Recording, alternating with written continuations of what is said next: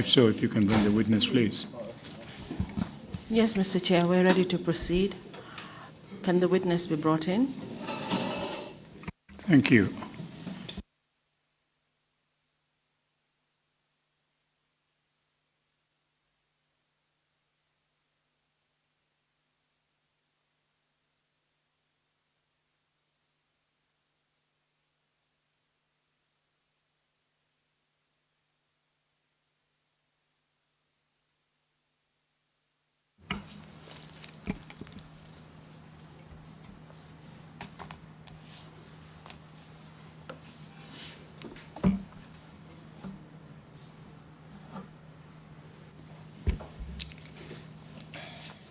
Welcome back, Mr. Saul. And just to remind you that you're still under oath. So mo bismillah ka imorden foti dagol non kono hajoni mo halina mo andidina ma wondema kudongol kudino da dongol hajoni ko gol dari. And that during the last session you gave us a brief introduction of yourself, being your educational background, your work experience. Yonda men premier den de jodino den do den a halni yimbe du woni gandal ngal hebudangal sengo golle maden kanyum may jande ma den gadi kande tolni. You also mentioned about the incident when your vehicle was broken into. Te haali do sengo ngo andanda wondema gilandema moto ma gondema o fusano wibe be naati e makko be fusimo. And we have gone through the first part of your arrest by the NIA. Nangungol ngol nanga dangol du woni NIA ben feccere mun den ni no wayni en yawti dum joni du woni NIA ben bilande be dangul be nangunoma. And just before we took the break, we were at the part where you mentioned that you were taken to the invest department. Do en yahude fotonogol mengol ko onoda haalde ko du woni gilande mabbe nabunoma du woni sengo ngo be yeta ngol invest du woni ligge di wetede NIA ben ka weta don invest mabbe on. And that you were there with Mr. Lamin Cisse and Mustafa Job. Donc on der on office don ko du wetede mo wonduno da ton du woni Mr. Lamin Cisse kanyum may wetede Mustafa Job ko on wonduno don onon tato kan on office. Can you continue to tell us what happened at Invest? Da way jettirde don fuddoda yewtore ma den don der on office ko wonno don du woni der on office wetede Invest. So Invest mini Mustafa fuddi men yewtande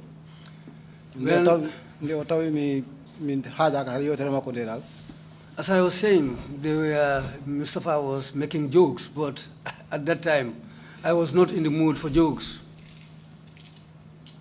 That's the time when he realized my mood. That's the time when he came out plainly and told me why I was there.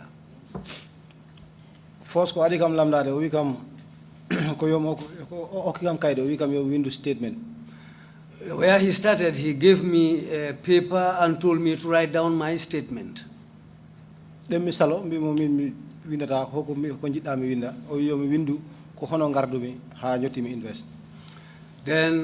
told me to write a statement. Initially I refused, but he told me to write how I came all the way up to that office, the office called Invest.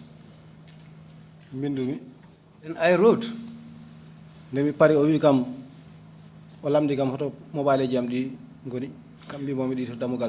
After writing my statement, he asked me, "Where are your mobile phones?" I told him that they are at the gate where they took all my belongings.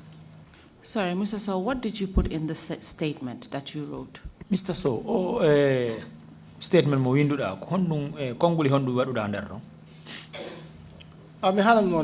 From time the Idu Gomez Arno Office Chief of Protocol Moses Benjamin Jallo o wi kam ko director amen falama yide so min jaltidi ngardu e makko min sonkani min lamdotirani min jewtani sa fayda. What I wrote on the paper was that when I went into my boss office, the Chief of Protocol, and when Edu found me there, that was my boss was Moses Benjamin Jallo. That's where Edu found me, and I wrote how I left the office of the Chief of Protocol with Edu on the way coming. We didn't even converse, we didn't discuss anything. We didn't talk to each other until we reached the main gate of the NIA. That's all what I wrote, what happened on the route up to that point. nde wonno ko mi windanno ɗo mbanmi include Sorry, Mr. Saul, 1 minute. So at the time of writing your statement, had you been told why you were brought to the NIA? Wattu mo windenoɗa o statement ma o ndaɓɓe haalannoma dalile ko tababu ko sababi ko tagi ɓe arɗarɗa e on office NIA? ala. No. So you were told to write a statement just to indicate how you were brought there, even though you didn't know why you were brought there.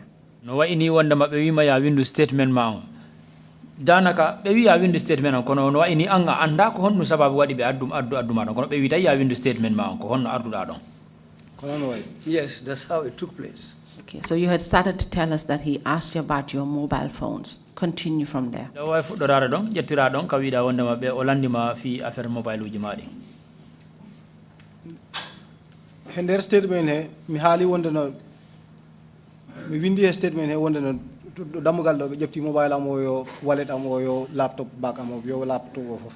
In my statement, I wrote there that when we reached the gate, I was stripped of my mobile phones, my wallet, my handbag, and my laptop and my keys.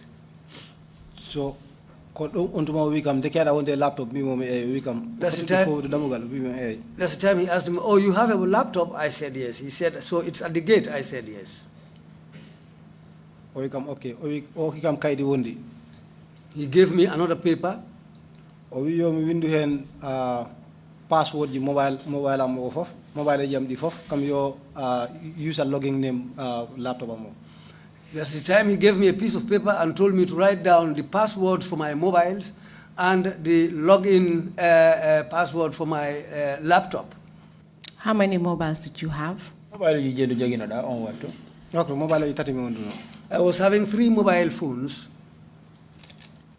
So you wrote down the password for your mobile phones and also for the laptop.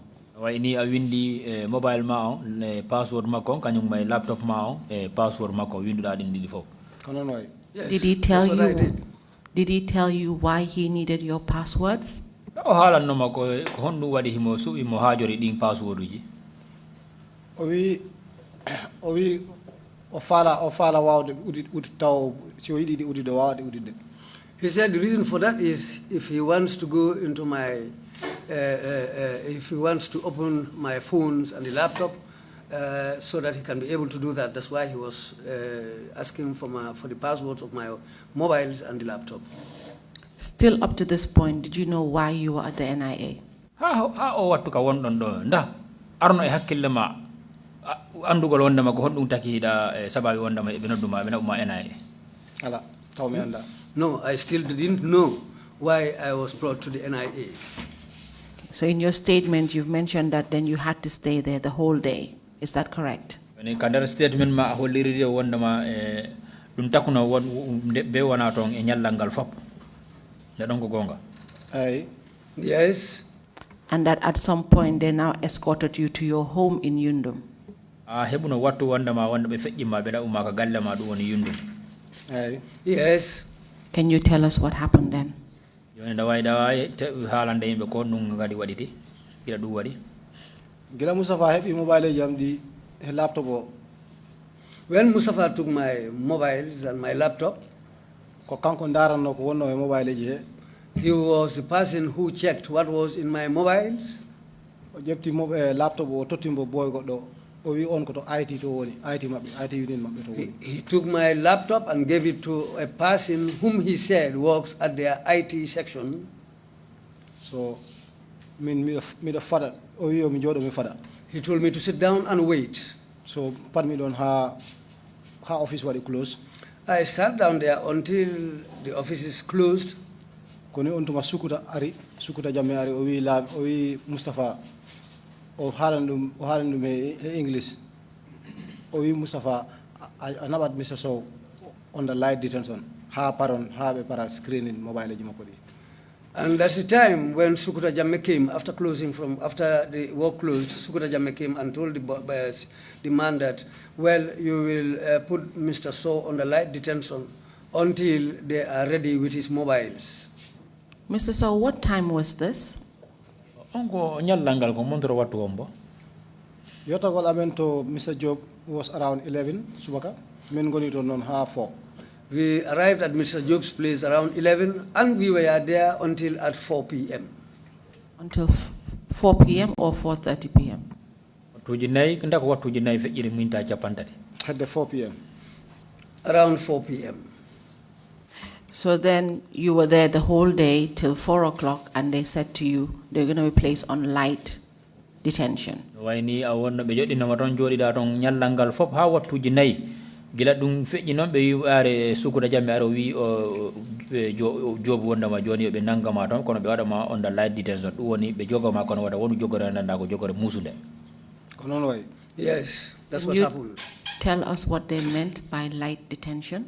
joni si ɓe wi light detention dayɗa wawi firtande ɗum yimɓe ko honɗum woni ɗum Ami wawa andude ko ɗum firti kono miɗo wawi ma haalande light detention mo wino kam o ko hoɗum o firtuno ñanden.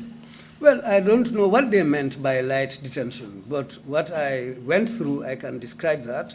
I think that's what they meant by light detention. Describe it, go ahead. ida wawi haalande yimɓe ko honno ɗum way Light detention ko Mustafa on tuma Mustafa ƴefti kam o nawi kam to main gate to men natirno to.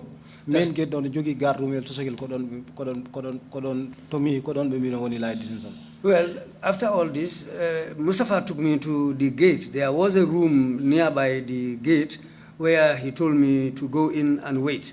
So sitting down in that small room, I think that's what they meant by light detention. That's where they left me. At this point, were you giving us access to call your family members? on wattu ɗon daɓɓe jonnomo laawol pour wawa famodirde ɓe guurama nden Ala. No. Were you given any food to eat? jonninoma ñamete pour ñaama Ay. Yes. Were you told that you were allowed to have access to a lawyer? daɓɓe yeetinoma kadi wondema e laawol no uditanma pour siɗa faala famodirde e lawyer Ala. No. Still, at this point, did you know what you were being detained and questioned for? ha hande ha on wattu ka wonnoɗa ɗon ka ɓe cippindema dow ɗon ɓe adduma ka ɓe yiɗon ko light detention nda arno e hakkille ma pour anda wondema ko o dalila sababu wondema ɓe nangguma Ala. No. So continue to tell us what happened after 4 p.m. ha joni ɗa wawi continde haalana yimɓe ko honɗum heeɓi gilandema wattuji nayyi heɓi yetti minute aji capantati ko ni jooɗimi ɗo garde room ɗo mi gonmi ɗon the whole evening fof miɗo ɗon arnoɓe ligge fof kooti ha waɗoɓe changes ɓen ngari waɗi change garde si wonnoto ɗon ɗi waaloɓe ngari ɓen fof ɓe mbaɗi kam hanoba to ɓenne so min continue. Well, I sat down in that guard room, in that small room, until those who were on morning and afternoon duty closed and went home. Then the evening duty staff came and took over, and I was handed over to the evening duty staff, and still I went on sitting in that office. Continue to tell us what happened in the evening. nda wawi feƴƴude haalana yimɓe ko honɗum heeɓino e on kikiɗe So ñanden jamma kay haydara heɓaki. That night, it was uneventful. Nothing happened during the night. Si wona ɓowɗi ko riimi ɗanade. Except for mosquitoes, because I was unable to sleep because of mosquitoes. So you were made to spend the night in the reception area. no wayni e ndun suudu ndu ɓeyata reception ko ɗon ɓe joɗɗimma ko ɗon waluɗa Ɗum suudu wona no reception because ndu ala hay siran. That room cannot be called reception because there is not even a single seat in that office.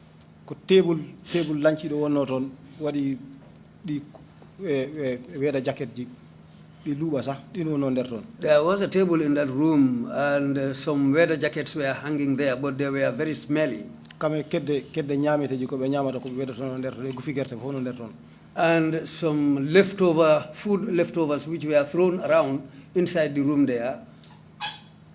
So ɗum ɓe mbi ko ɗon ɓe mbiyatno kam light detention. So that's what they meant by light detention, making me sit in that office there. So you sat down throughout the night. no wayni jamma on fof heɗa jooɗi nde yehi ha jenggoy boy goto addoyno funtere matres wertinde kono taw mi wawata lelade mi ko nde raɓɓiɗi so komi lelde cengore won ɓarmi nde woole jooɗimi ɓarimi ɗanimi. Well, later on, a boy came with a torn mattress and brought it for me. But at that time, the room was so tight that I was unable to lie down. I just spread it on the ground. I sat down on it and leaned on the wall. So it is correct to say that you sat down throughout the night. No wa ini awa fewa o wi awanda jemma on fo ko a jodi no. On first jam ko non way. The first night, that's how things went.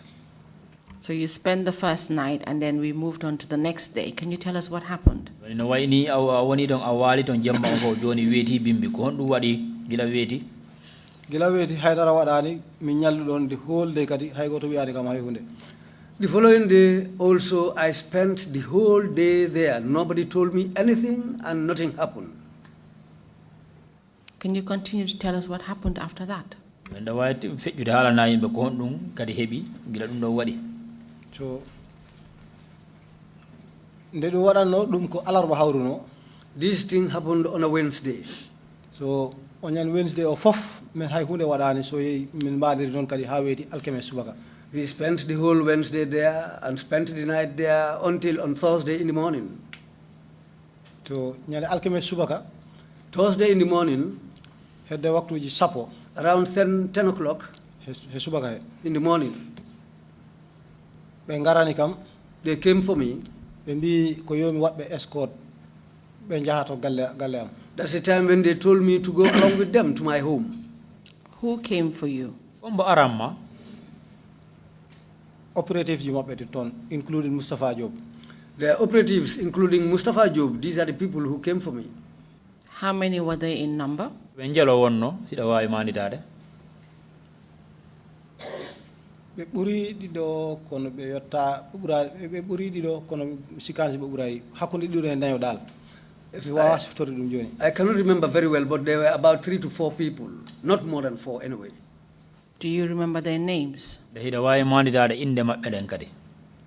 Mustafa Job on kay taw men gadotri already men bari interact he boy IT tech mabbe o.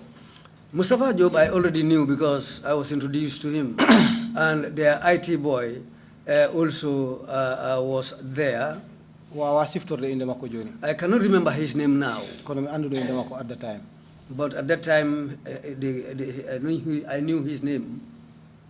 Okay, so when they came for you, what happened next? Bilanda be aramma ko hondu waditi. So men jehi men jadi yundum. Then I went together with them to my home at Yundum. Be jotti be tamen tawi debba mo defa botari. We found my wife cooking lunch. Ma taw on waktu mbo yare lebbi nayi taw mo soyi.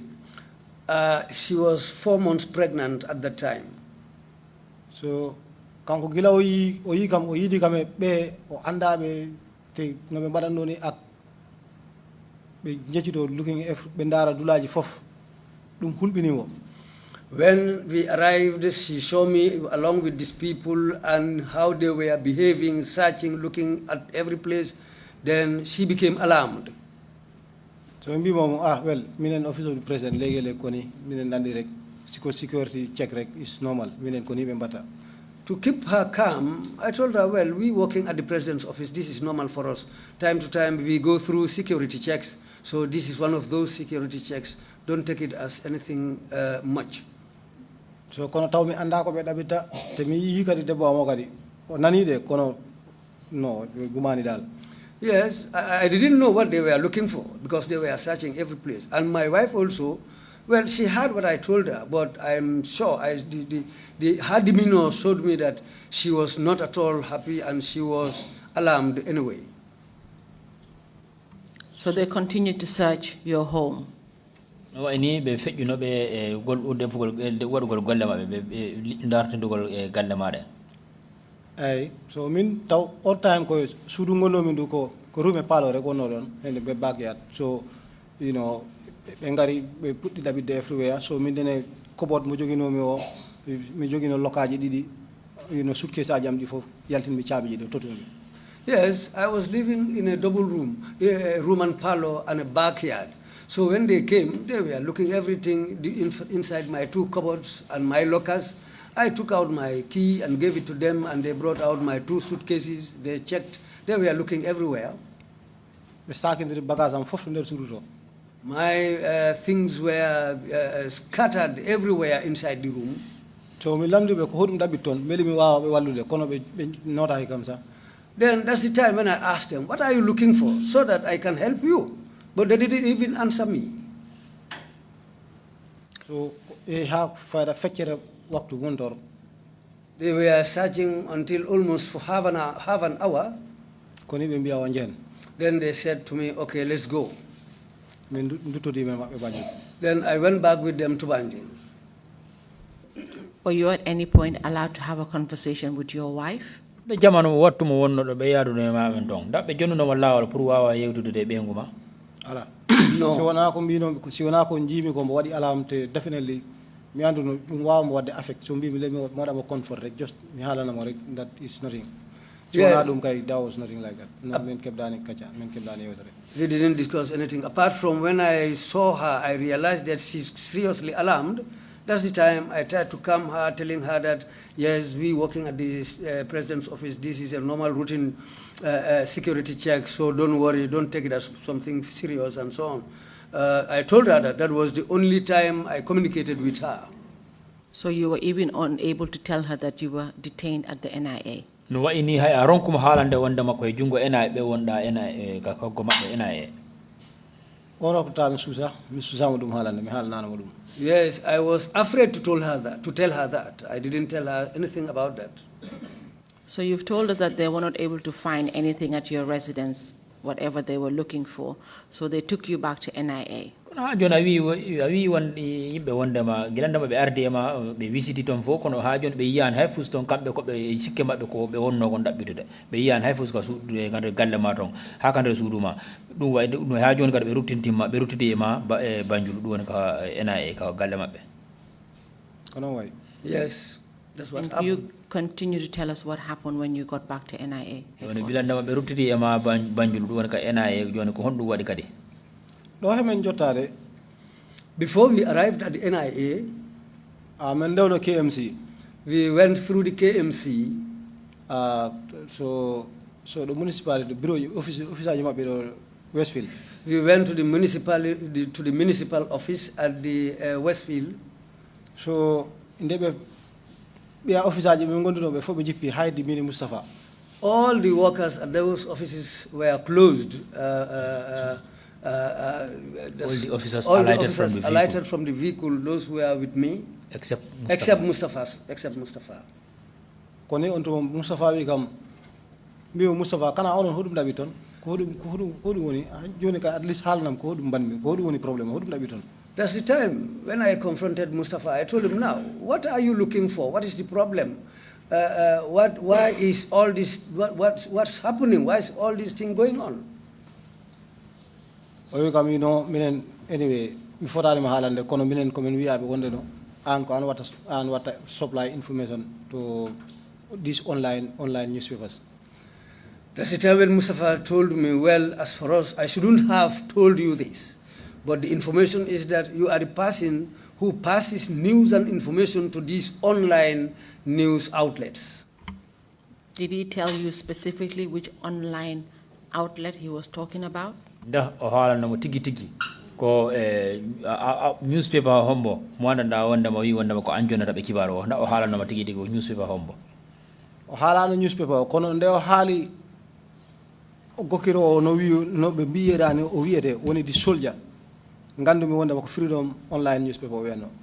Well, he didn't give me any names, but the moment, the moment he mentioned that the person who was passing news to this online outlet was called the soldier, then I immediately knew that he was talking about the Freedom newspaper.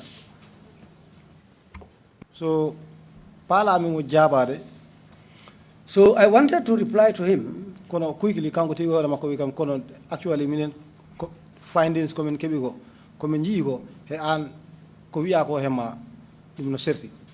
Well, immediately I wanted to reply to him, but he immediately came and said, well, what we were looking for concerning you, well, we found that it is a different thing. You are not the person. Kadi o wi kam most likely andal ko be madanta ma sosal to office modon to. Then that's the time he went on and told me that possibly there are people at your office who wanted to set you up. Who said that to you? Kombo wi umadum. Mustafa Job, Mustafa Job, intelligent officer. the intelligent officer who was with me. So at this point, you are now going back to Banjul headquarters. Joni no waini of on wattu don hari don hiron ruttade Banjul ko don NIA ga galle mabbe jane. Hey. Yes. Can you tell us what happened when you got back to Banjul headquarters? Joni NIA? dawai halande be gilande be yahudo ha hewdo don NIA ga galle mabbe jane Banjul kon du wadi. Ndemen joti NIA onyan nyaloma hedde waktuji didi har waktuji tati nyalorma men joti min turti mi do gardum to puddumi julde fana. When we returned and arrived at the NIA headquarters, it was around 2 p.m. Then that was the time when I started preparing to go and pray the 2 o'clock prayers. Julmi ha parmi. After I prayed, Tawmi officer got mo ari mo fadi kam do gardum do o wi ben wonde mako list wi yo minabe to office mako to. then after praying, I found somebody waiting for me at the guard room there. And he informed me that Luis said he should collect me and take me to him. That's Mr. Luis Gomez, huh? That's Head of Mr. operations. Continue. Yeah. Hey. So koni nyadume e boyo sukajo ni. Then I went with the young man. Men jey office Luis Gomez. We went to Luis Gomez's office. Luis men nate rek Luis wadi mo dismiss wi okay, yeah. The moment we entered the office, Luis told him, okay, you can go now. So suka on reality Luis wi kam jodo njodi mi. The moment the young man went out, Luis told me to sit down. Then I sat down. Oy kam Mr. So mi monam. Oy kam a jarama because mi wadi understand on the a wadi cooperate. A yadi he namdi ko men lamdo noko. Then that's the time when he told me, Mr. So, I said yes. He said to me, thank you very much. You have cooperated with my people. The time they went along with you, you have been cooperative with them and you cooperated very well.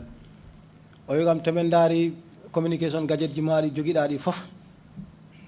And after we checked all your communication gadgets, O wite kadi mi fala andude weda min officer jamdi weda be toñima walla be yennima na walla be fiima na walla be haalima ko welani.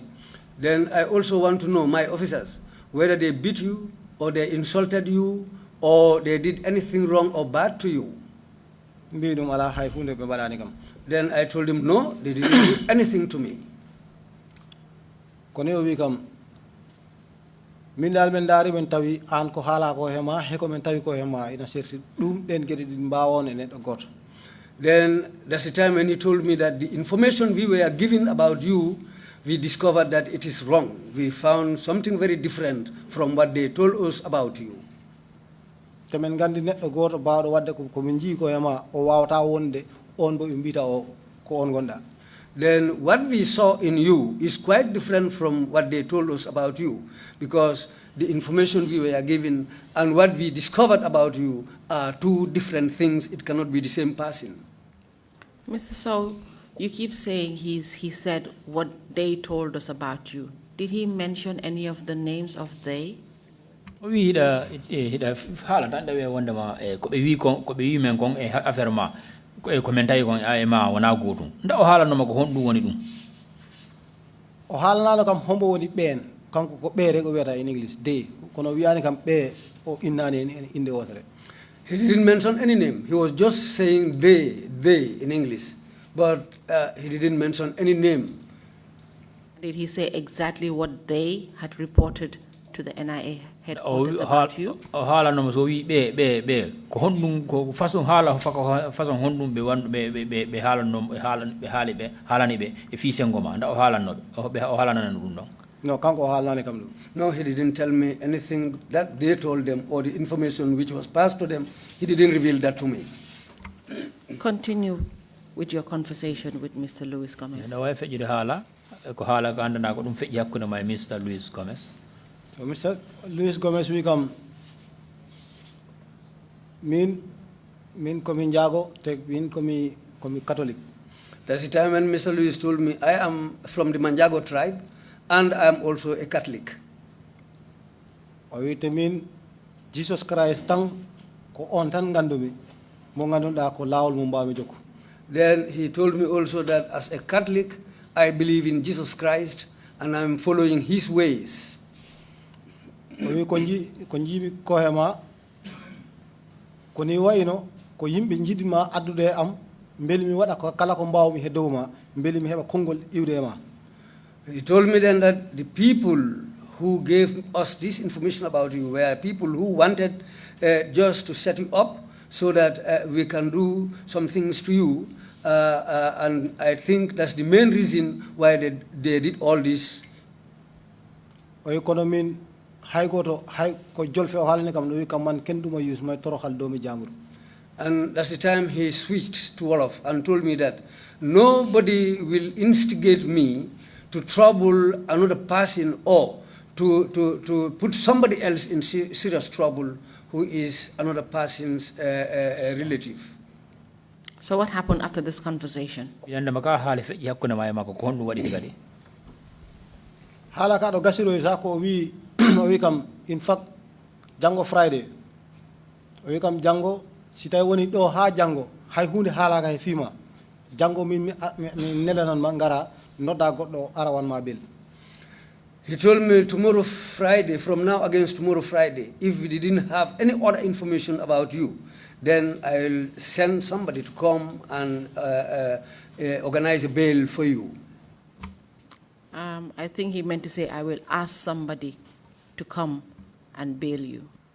nda ko wi ko ɗum o wi wondema wi o kanko o wi e wondema goɗɗo yo ar pour o waɗama bail.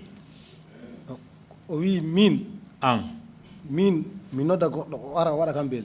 What he meant was that for him, the witness, to send for somebody to come and bail him. Thank you very much. So continue. What happened on the Friday? on ɗum waɗi e juma o so mbimi ok mbimi ɗo de alhamdulillah ɗo kay wawi janngo kay inchallahu rabbi ɗum ko ɗo gasata so ɓen dutti kam to garde ɗum to. Well, when he told me this, I said, okay, thanks to Allah, we will wait and see from now against tomorrow what will happen. Then that's the time when they took me back to the guard room. Were you released on the Friday? e juma on ɓe accitunoma non mi accitano ka because o ñande alkames o miɗen jooɗi ɗo guard room ɗo e news 6 o'clock kibaruji waktuji jeego kikiɗe ɗi o ñan ɓe mbi wonde no former président Yaya Jammeh okkiri Friday public holiday. Well, o wi ñanden ko tam harit. Well, I was at that guard room waiting until around 6 p.m. We listened to the 6 o'clock news from the radio, and that was the time when it was announced over the radio that the following day, Friday, is going to be a public holiday. The president has given out the day as a public holiday because of Tamharet. Because of that day, there was going to be no work. So it means NIA did not work on public holidays. no wayni NIA kamɓe ɓe gollata e ñallande public holiday. on laaɓani kam de but si wiyama public holiday rek min kay tawi hande I lost hope. Yes, well, that was not clear to me, but the moment they mentioned that it's a public holiday, that's the moment I lost hope. So being that it was a Friday, you were not released on that day. no wayni wawa ko ñalande nden ko aljuma awa ɓe wawatama accidude ma ñinen ñalande.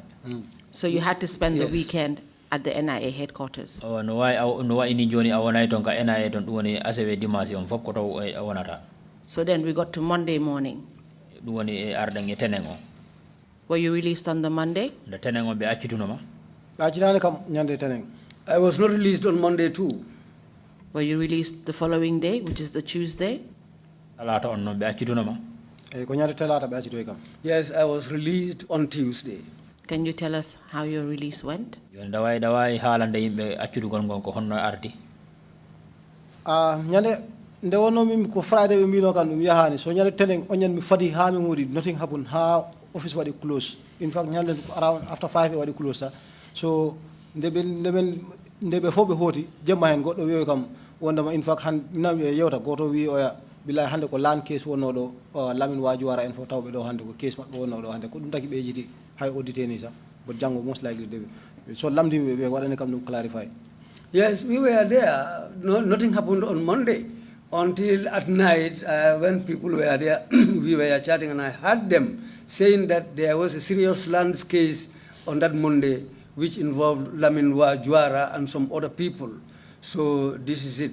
but most probably something will happen the following day, which happens to be on Tuesday. So Tuesday morning, Allah wadi nyande talata subaka onyan bengarani kam titi benabi kam invest. Well, Tuesday morning again, they came for me and took me back to that office, the invest office.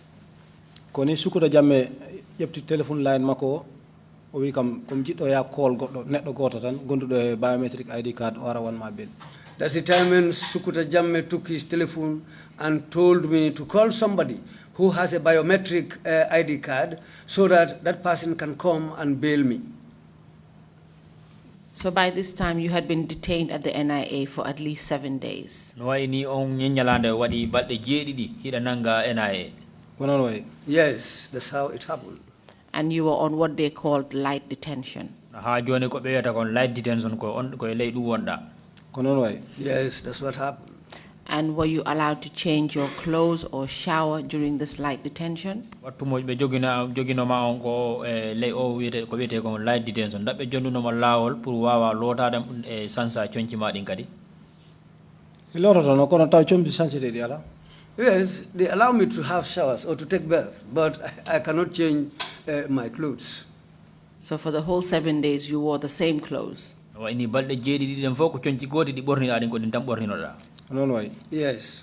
So I presume that indicates that you were not allowed visitors either to bring you any clothes or food. Wa joni no wa ini min tigi e mijo no wa ini e anne wonde mako awa be jonnano ma lawol pour musibe ma ara dartindo ma don sakko be adorno ma nyamete sakko e cionci ko bornoda. Konon way. Yes, that's how it went. Were you at any point tortured? Da jamano hewti be wanda be memi masawru ma be tega masawru. Ala. No. Were you at any time manhandled in any way? Da wattu hewti don kadi wanda ma be jogiri ko lawol ngol andanda wanda ma hin ko lawol musungol e hakkil ma e bandundu. Si wona bawdidi. No, apart from the mosquitoes. Were you threatened? Suudu do moppi no kam don tagado forano natinede. Where the house, the room where I was kept, human beings shouldn't be kept in a room like that. In fact, no hersini sa wiede ko government agency be jogo a room so close to the natirde is not human, even for them.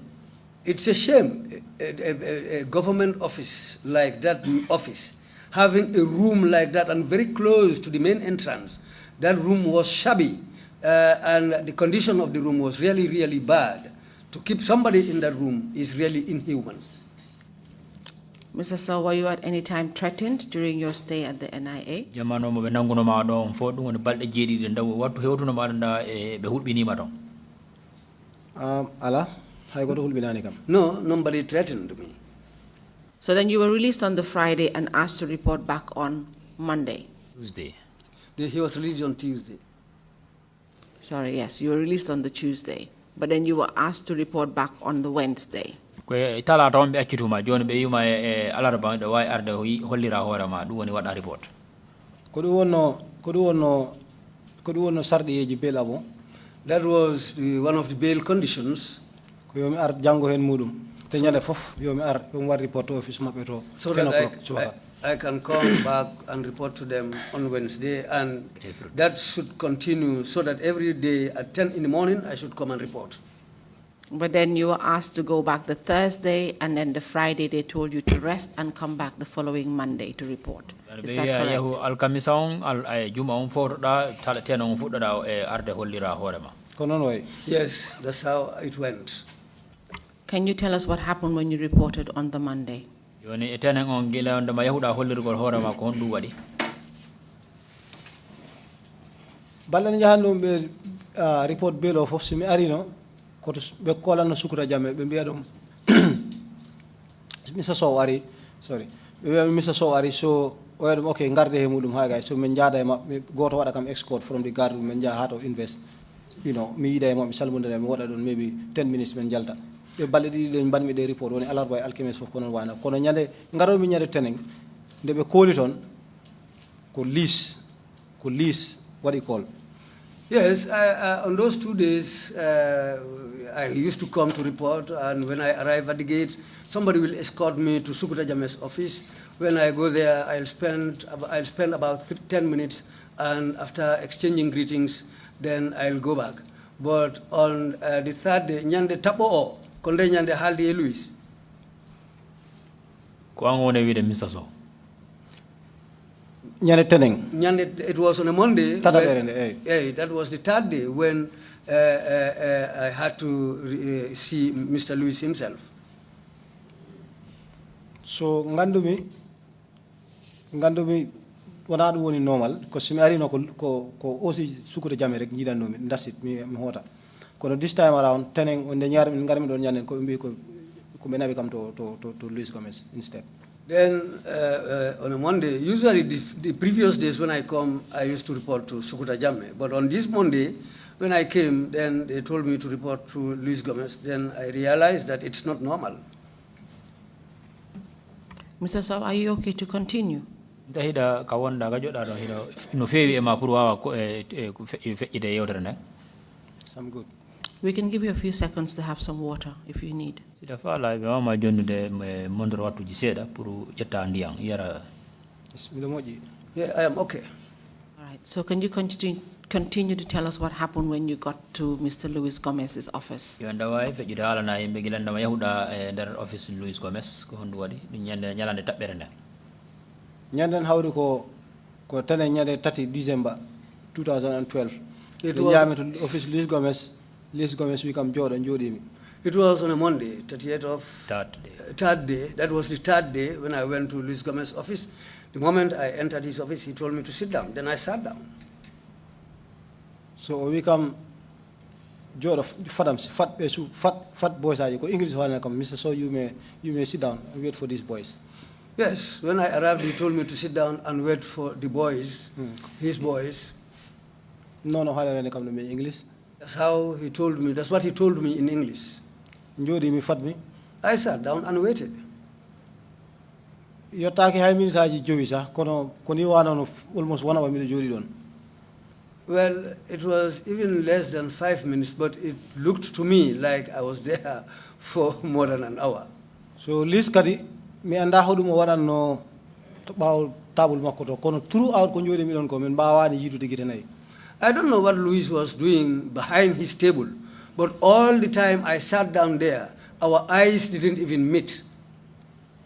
So you're trying to tell us that Luis Gomez was avoiding to make eye contact with you? Yoni hino wa ini afala yuide wonde ma yimbe wonde ma Luis Gomez wattu mo yodi no da don fop o yidano pour gita mo wona yigide nay.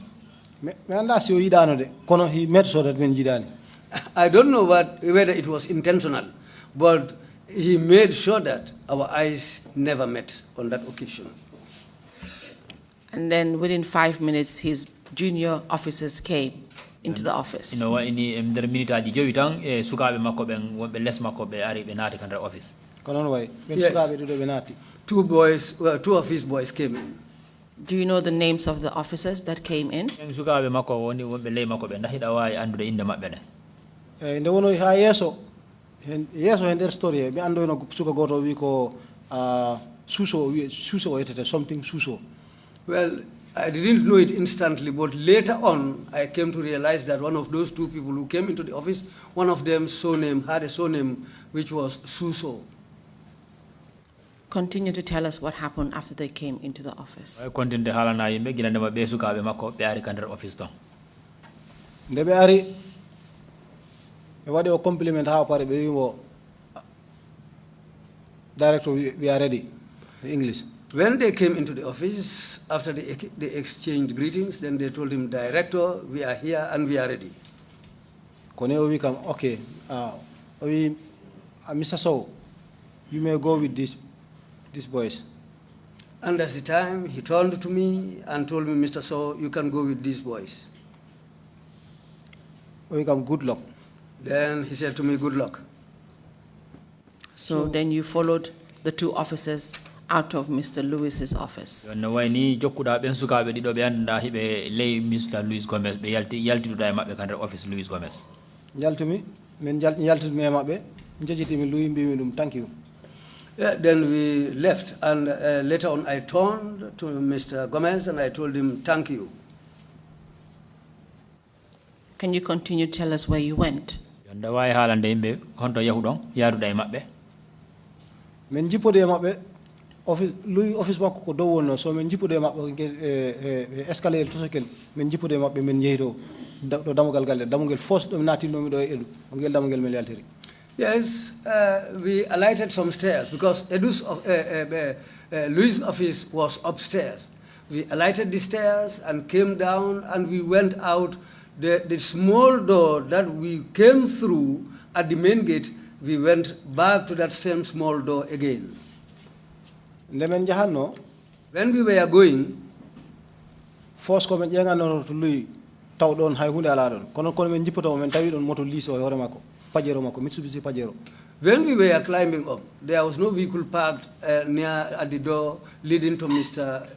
Gomez's office. But when we were coming down, we found his Pajero parked at the stairs down there, downstairs. So from the time that you left Mr. Lewis's office all the way down to where the car was parked, had anybody indicated to you where you were being taken to? Bilandama yaltano da under office Mr. Louis Gomez ɗum dow ha jippalogol ley nda woodi wiwɗoma wondema ko honɗo wonduɗa yaadude e maɓɓe ko honɗo ɓe ommanabude ala men kaldane mi handane ɓen sa. No, I didn't even talk with those people. We didn't exchange words. So you just followed them blindly? No wayni a jokkiriɓe ni tan e niwre. Yes. As per your statement, you don't got into the Pajero? Kono ko ska statement ma ɗum woni haala ka jondirɗa kan kadi ko winda ko a wiɗa a jolano kadi Pajero. ɗo e men jolde Pajero taw.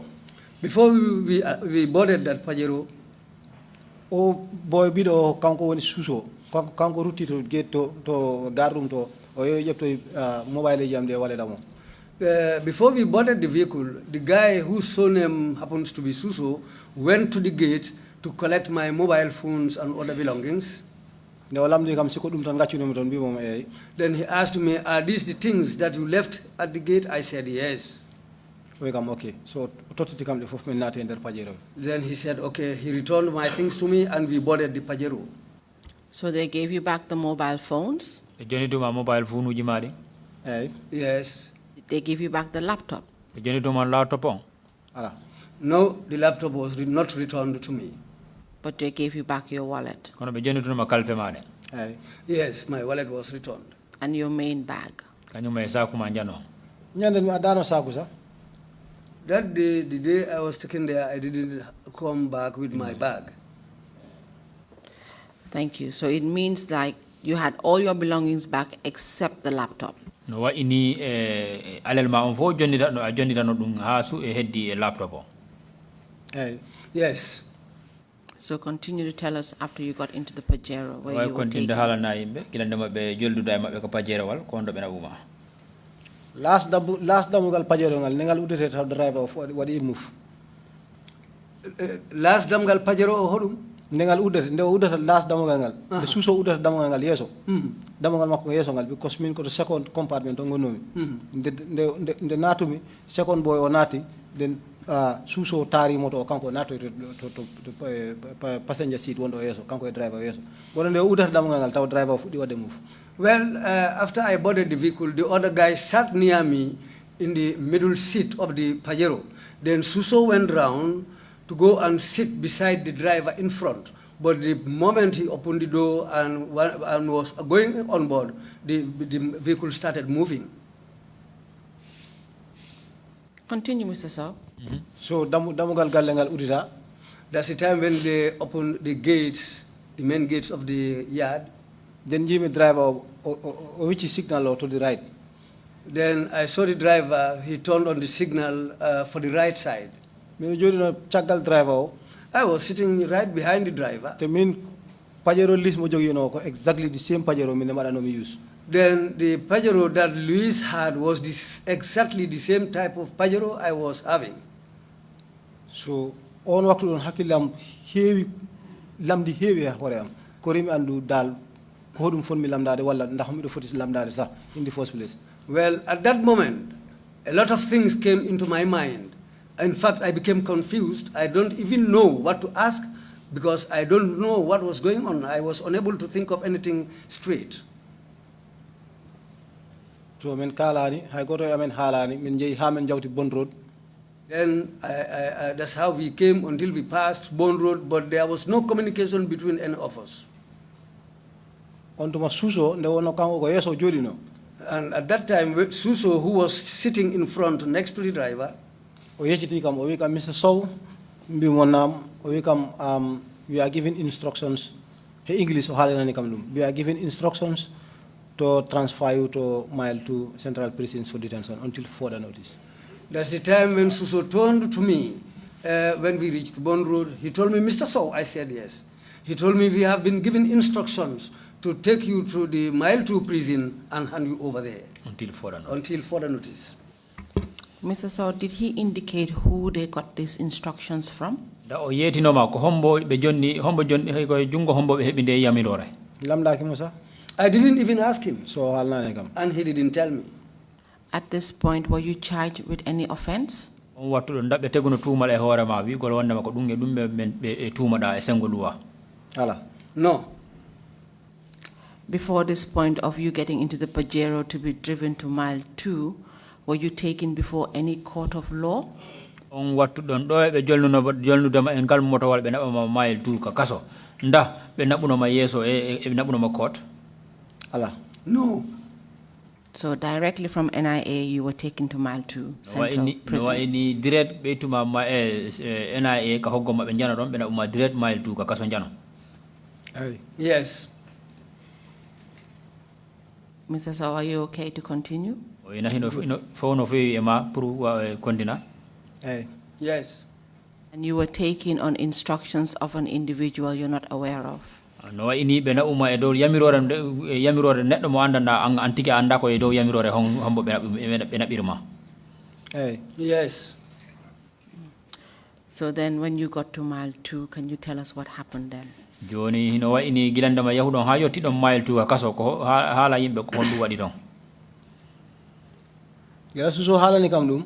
When Suso gave me this information, mi falno wido mbo nde mbiyan mo okay wona problem. I wanted to tell him, yes, okay, no problem. Kono wi kam he English take it in good faith because we know that you are innocent. That's the time when I wanted to tell him that, yes, okay, but he went on and said, well, take it with good faith because we know that you are innocent. We are just doing our job. And that's the time when he said, we are just doing our job. It's quite fine with me. Then I replied to him and said, it's quite fine with me. So Then we went. Nemen joti prison or ton ko office commissioner Fall benamen. When we reached the prison, they took me to Commissioner Fall's office. Commissioner Fall kanko no commissioner of operations, I don't know, admissions, I don't know, something like that. Commissioner Fall at that time, I'm not quite sure, but it looks like he was the commissioner of prisons at that time for people who are going to be incarcerated. Admitted. Do you know the name, the first name of Mr. Fall? This Commissioner Fall? And in the Makondent. No, I cannot remember his name. So when you got to Mile 2 prisons, you went directly to Commissioner Fall's office? Ila yotti don ka kaso don woni Mile 2 bena uma direct ka office of Mr. Fall. Hey. Yes. Tell us what happened in Mr. Fall's office. Woni hala yimbe ko dum hebi ton ka der office Mr. Fall. Gelaben joti Mr. Fall do ayot office mako ayota clerk menda ko clerk nako odli mako ndako secretary mako na mi anda kono ko suka gorko. When before entering Mr. Fall's office, there is somebody who you first see. I don't know whether he is a clerk or the secretary or whatever or the orderly. That person was before at the place before entering Mr. Fall's office. But he's a man. But he's a man. Ko on walli men haben nat office Mr. Fall. He helped us to enter Mr. Fall's office. Men tawiton Mr. Fall wadi men welcome men jodi men tato. We found Mr. Fall there. He welcomed us and asked us to sit down. The three of us all sat down. Koni ontuma nde men salmondiri haben pare suso wimo commissioner I am directed to bring Mr. Sow here for detention until further notice. After exchanging greetings, That's the time when Suso told Mr. Fall that, well, we have been instructed to bring Mr. Sow here for detention until further notice.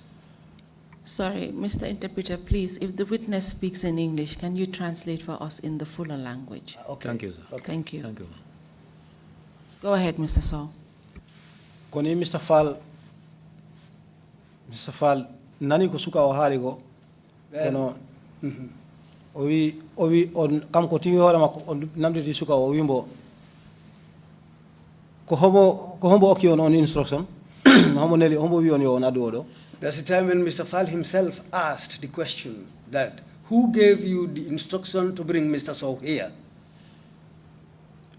Suka o dal parano haalde. Well, he was reluctant to answer that question.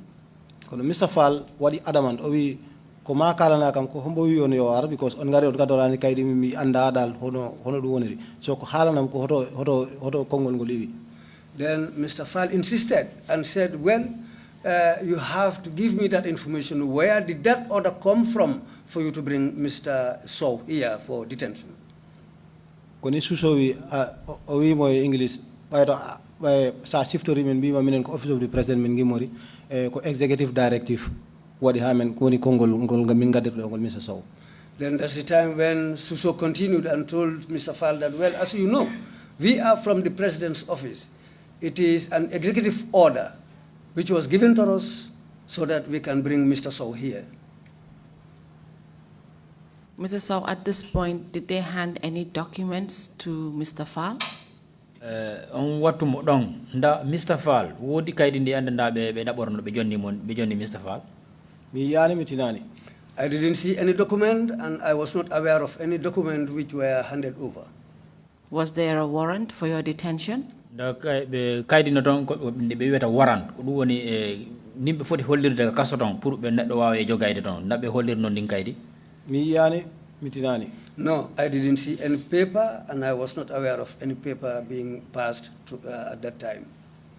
So you're telling this commission today that you were actually taken from a department, NIA, transported all the way to Mile 2 Central Prisons, and there was no warrant or any sort of documentation to show that you were to be detained in the Mile 2 Central Prisons. Joni no wayni afala yude commission on ɗo ni hande wondema an ko golle ɗe andanda no wiye NIA ko ɓen ƴettuma ɓe naɓuma ɓe jolluma e moto ɓe naɓuma ka kaso ɓe naɓuma ka kaso ɗon pour ɓe joɗɗinama toon to ɓe naɓuma toon kaydi ɓe holliraka toon kaydi wiyetendi warrant no kaydi hay kaydi ɓe hollirani ɓe wigol wondema pour yo min addi Mr. Sow po en jogomo ɗo ha yeeso. Gonga selluɗo. Yeah, that's true. Thank you, Mr. Sow. A jarama. So then at this point, the NIA officers handed you over to Mile 2 Prisons and left. Joni o wattu ni no wayni NIA ɓen ɓe ari ɗon ɓe jonnima liggotoɓe wonɓe ɓen ka kaso ɓe yeehi. ɗo heɓe yaade. Before they departed, Mr. Suso nodduno otli makko gonɗo momin ngadi o yawtude damogal makko ɗo o noddi on o ari o wimo Mr. Sow is to be admitted. So can you book him? that's the time when, before they left, Mr. Suso called the orderly that we passed at the door of the office and told him to come. When he came, Mr. Suso told that man, well, now, Mr. Sow has been brought here for detention. Can you please admit him? That's how I left and went with that young man. We went back to his office. He asked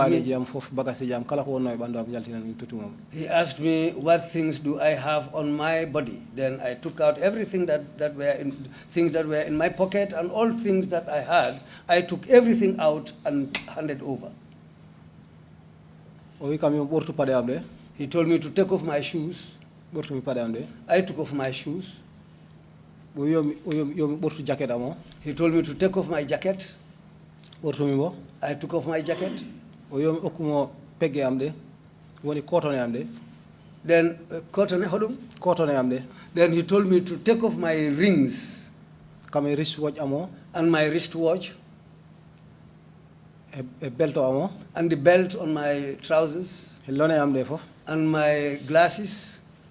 Fofo yomi jodo do table do. He told me to place everything on top of the table. So mban mi comply. I complied and did all that. So di bagage yi tek mi do fof.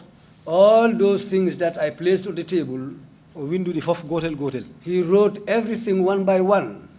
O uditi wallet am business card ji goni ton di yo kalis ko wonno ton yo fof kala ko wawno wonde der wallet e. Even number wallet o sa mark mako sa windu non. Then he opened my wallet, the amount of money in there, my business cards, the other documents, and everything, even the wallet's number, he wrote it down. O wi kam yomi ndar kaytol ngol o windingol. He told me bagage to, mbo joni ro sita woni ko fof ko gotum. he told me to now look at the paper that he wrote, whether it was correct. The things that I handed over were all accounted in that document. Ndar mi ndarani ko moƴƴi sambi mi ay. I looked, but I didn't even check properly. I said yes. O wi what sign but mi don He sign. told me to sign it, then I signed the document. So ko don office fal ko don men kadi. So koni o nafti kam to fal o wi fal men pari. Where I ended with him, then he took me to Fal's office and informed Mr. Fal that we are ready. On waktu fof taw suso suka mo suso wonduno tabe jodi don be gonde fal. All that time, Suso was sitting there with the other man who escorted me to come to that place.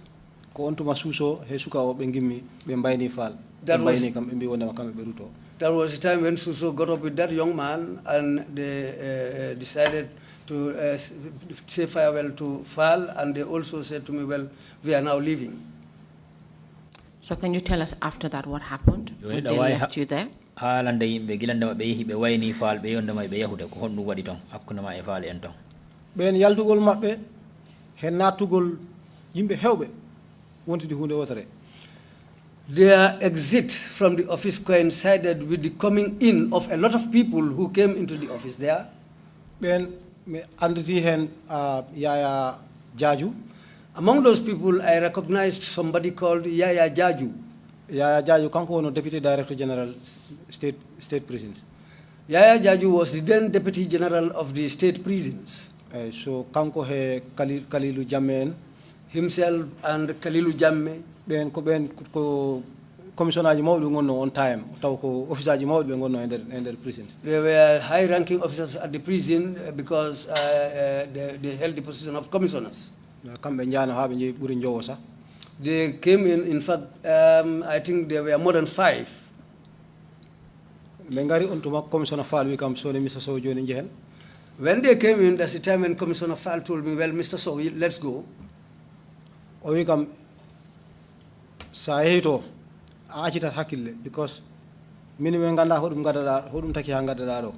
So to jata toon ne a tawa toon yimɓe sifa fof te kadi office aji amen wonɓe toon ɓe kulluwaji ɓe gondi sa yiɗi ɓe teddinma a teddinat ɓe kamɓe e golle maɓɓe ɗe mbimo ok wona probléme.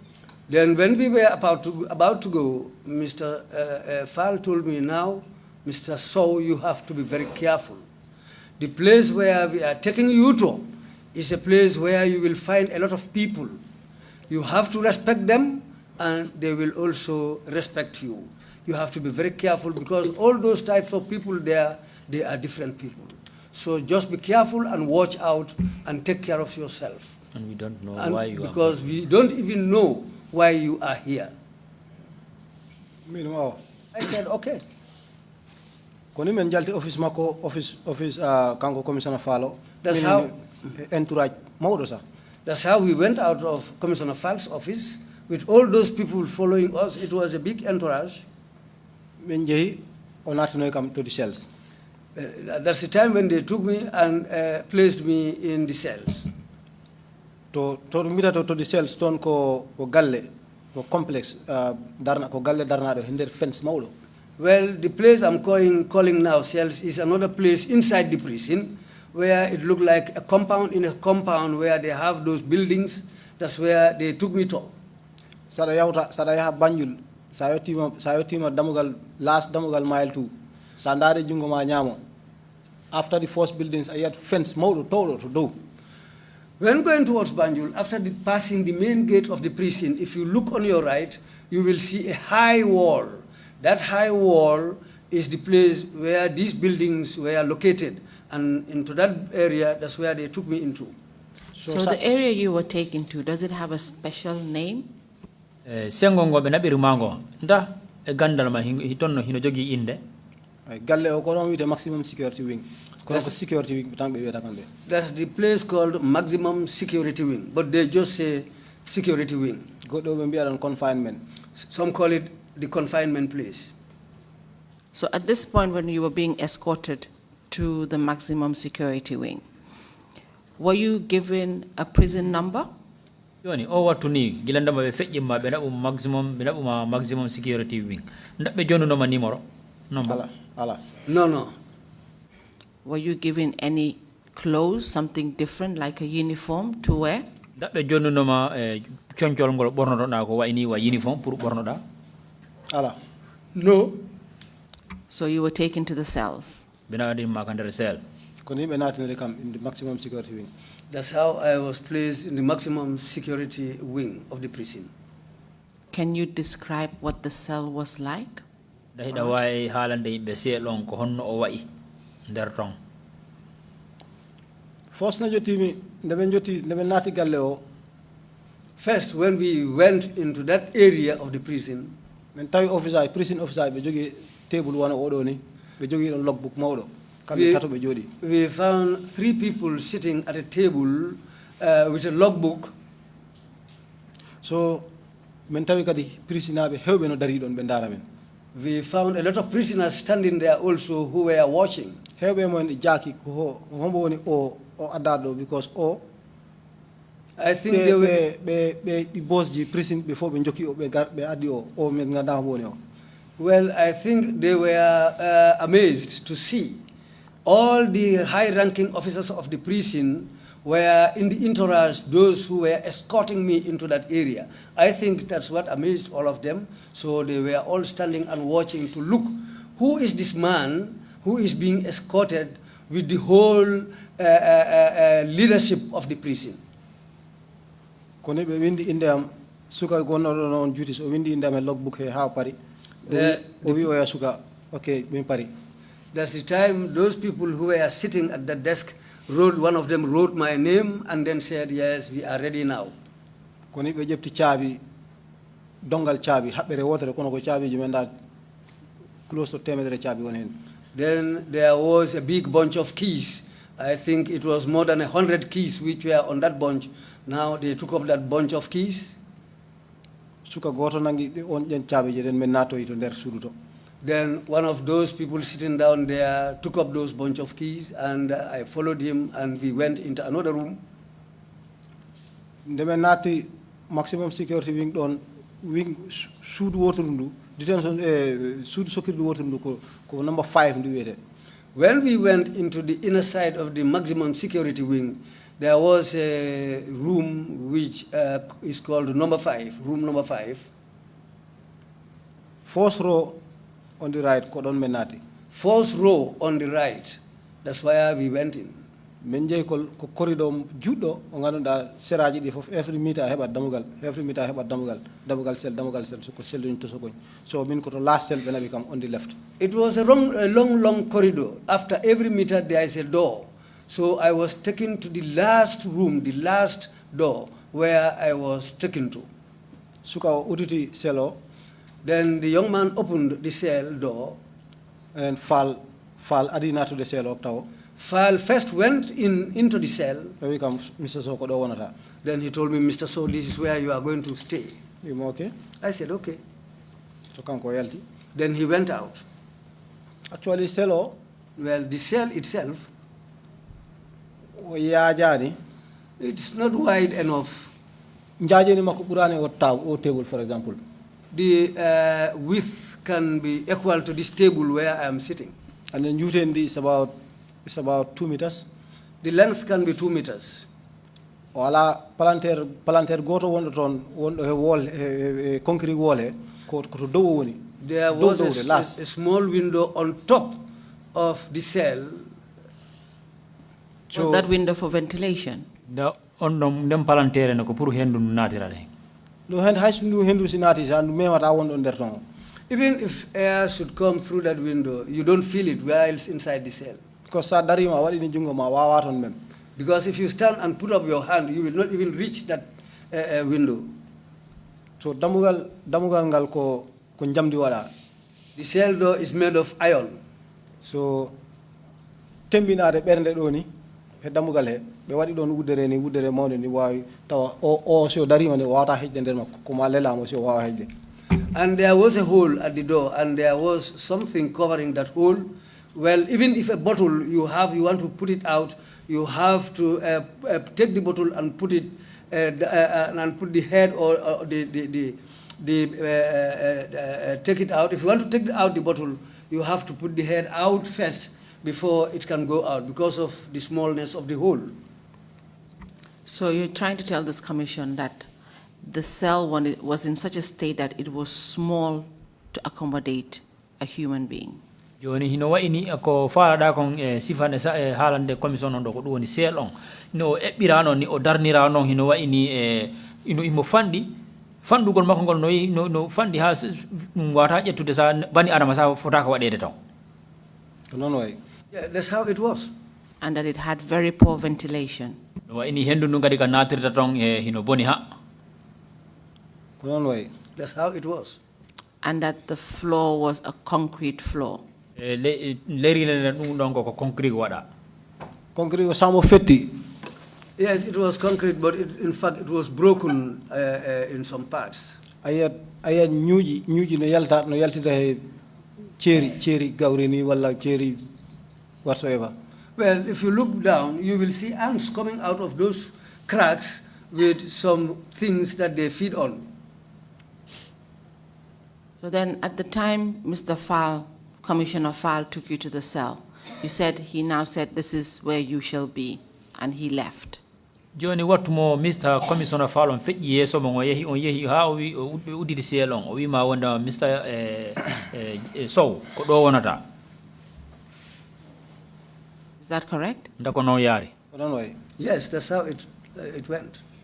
Were you given any other items that would facilitate your stay in that cell? Da gila be yuma uditi selon be yuma wonda mako do wonda wodi ko be jonnuno ma be yuma ko wonda ma wallitora dum do kandre seldo. Shortly gila natu be seldo boyani be suka goddo prisina sa bido anda inde makko Demba o wite ko police officer wono PI officer kango de tawmo sokato on detro on addi siwo Victoria mayone Victoria bota kanyum he Evian 1.5 liter bottle wana odoni on bo hewi ndiyam kono siwo was empty.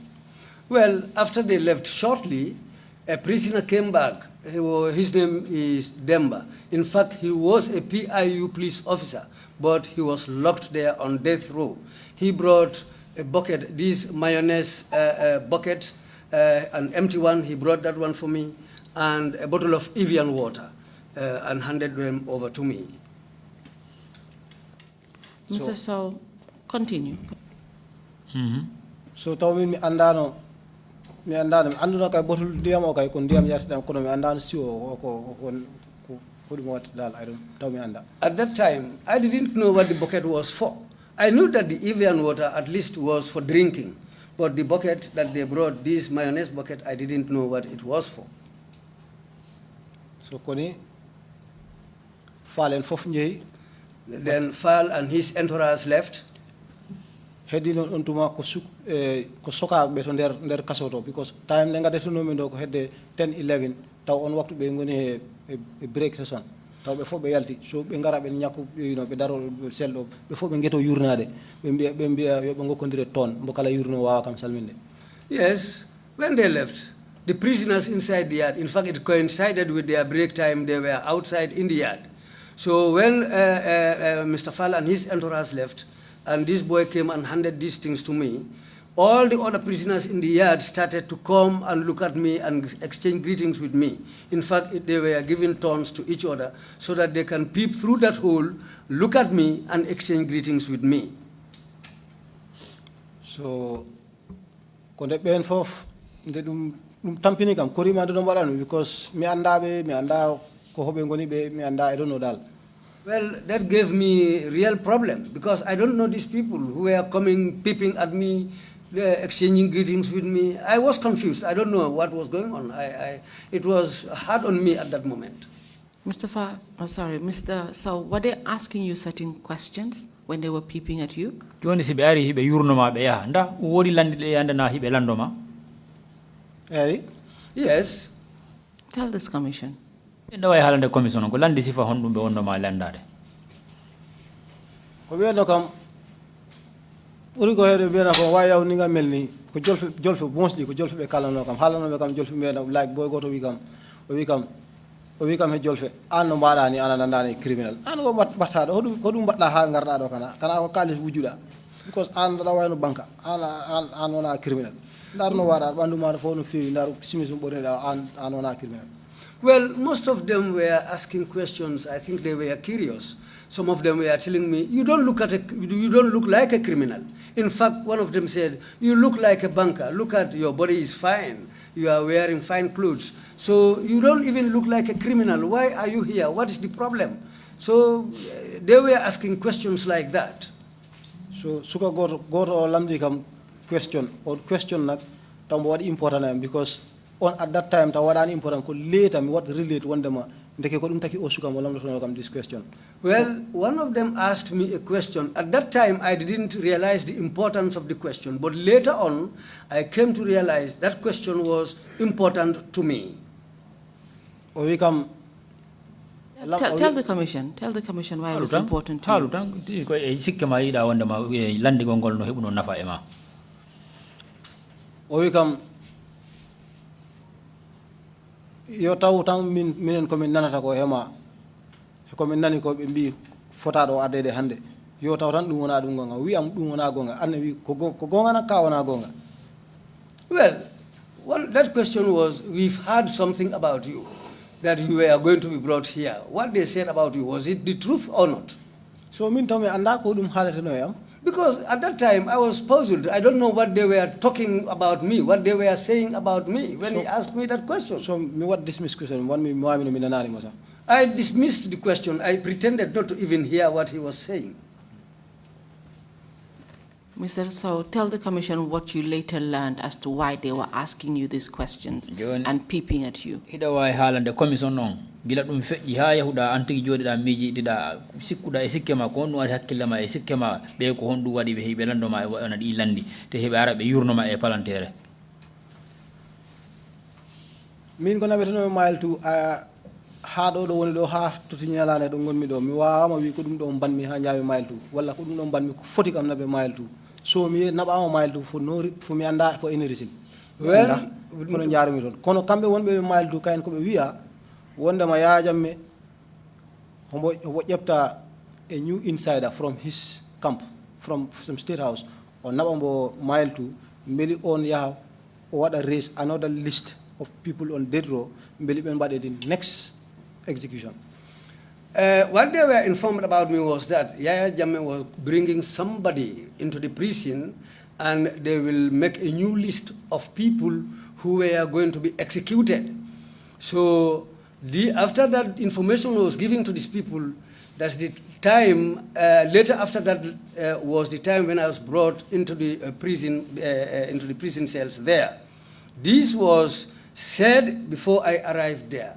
So this was the information they had, but I was not aware of it, and I didn't know that this was the information they gave them, that a new list is going to be prepared for people who are going to be executed. So, Mr. So, you're trying to tell this commission that the inmates were made to believe that you were an insider. You were going to be an informant for Yaya Jammeh. That's why you were placed in the prisons to actually try to identify other prisoners who should be executed. Joni hino wayni a wi wondema an ko wiyaɗa kon ko ɓe kibaru ko yetti ton kon e ɓaawa ma ko ɗum woni wigol wondema ɓe naɓete ton ka kaso ton te a wonanayi Yaya Jammeh neɗɗo mo andanda wondema ka wujje e kibaru e ɓen sokaɓe ton ɓen inde maɓɓe ɗen haala inde maɓɓe no fotaɓe kamɓe wonɓe ton ɓen fotaɓe warede ɓen. Ko non way. Yes, exactly, that's what it was.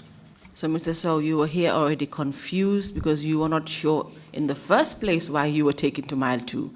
Then now you have this other burden that has been put on you because you are now scared of your life with the other inmates. joni hino wayni Mr. Sow a wonino hino do premier long anabama mile 2 andano ko honɗum naɓiraɗa a naɓama ton kadi a nani ɗiɗo kibaruji kadi ɗin ɗon kadi jowike e hoore ma nden joni no wayni anda dal ka wonɗa hoore nden fof jiiɓike a anda ka wonɗa kande kaso ton a sokitama yimɓe ɓe andana wonde ɓe jonnama kibaruji ɗe andana an tigui anda ko honto ɗi uri te noon aɗo hulani hoorema pour wonki maki ɗum wat ɗum ko ɗum ɓurno kam tampinde sa. In fact, yes, that in fact that was the main problem which worried me for my own life, which was more worrying to me than anything else. Mr. Sow, during this time, did you still have access to a lawyer? Mr. Sow, waktu fo, I have no lawol pour halda a lawyer. Ala. No. Did your family have access to you? Well, musibe ma wala besngu ma wala bengure ma kono bennon hebno lawol pour be halda ma. Ala. No.